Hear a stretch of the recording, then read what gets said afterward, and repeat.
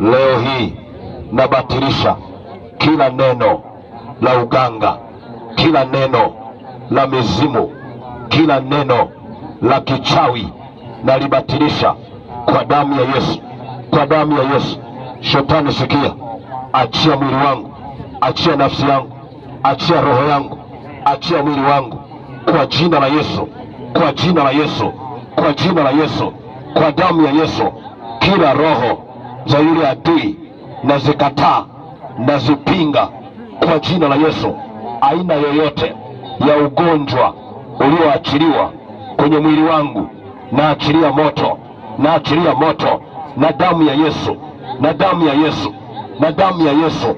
Ugonjwa wowote wa kurithi kutoka kwenye damu ya familia najitenga nao, najitenga nao, najitenga nao. Huo ugonjwa wa miungu na huo ugonjwa wa mizimu najitenga nao.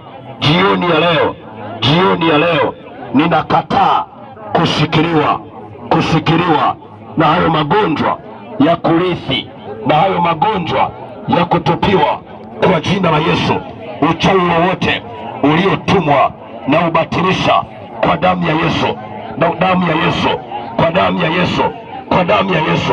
Shetani sikia, achia nafsi yangu, achia roho yangu, achia mwili wangu, achia viungo vyangu kwa jina la Yesu, kwa damu ya Yesu, kwa damu ya Yesu.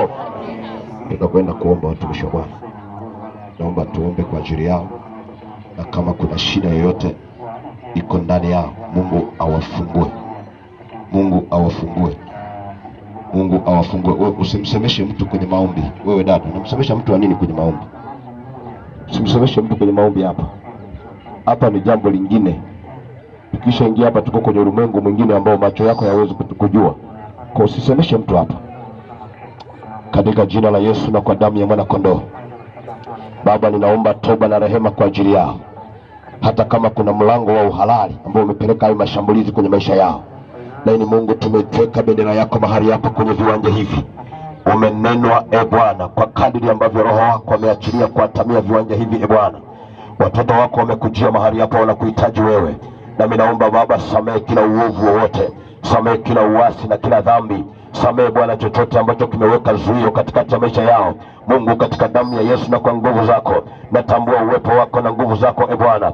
Maana imeandikwa katika neno lako ya kwamba bomoae boma nyoka atamuuma. Yumkini wengine wamebomoa boma wenyewe, lakini kuna wengine wamebomoa boma wazazi wao. Mungu, ninaomba katika damu ya Yesu Kristo iliyo mbichi kabisa ipite katikati yao sasa, na kubeba kila uovu, na kubeba kila uasi, na kubeba kila dhambi Bwana, katika damu ya Yesu Kristo. Maana hiyo damu inafunika kila uovu na kila dhambi na kila uasi, kwa jina la Yesu na kwa damu ya mwana kondoo. Hivi ndivyo watoto wako wamesimama kwenye hii madhabahu, wanakuhitaji Roho Mtakatifu, wanahitaji mguso wako Bwana. Iko mikono mingi imewagusa watu wako, na ili saa hii wanahitaji mkono wako Bwana, si tu mkono wa upili, ila mkono wako Yesu waguse sasa, katika jina la Yesu na kwa damu ya Yesu.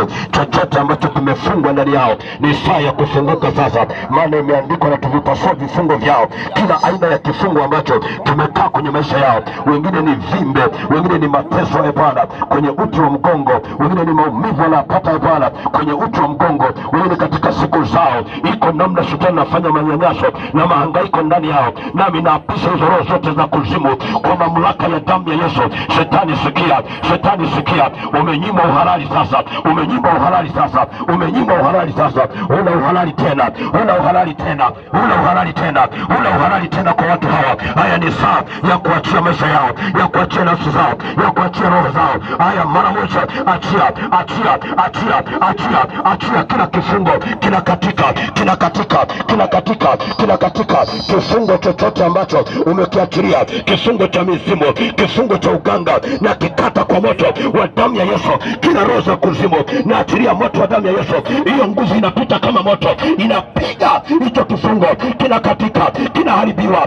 Power by Jesus. Leo mnaachia kila mlichofunga, mnaachia kila mlicho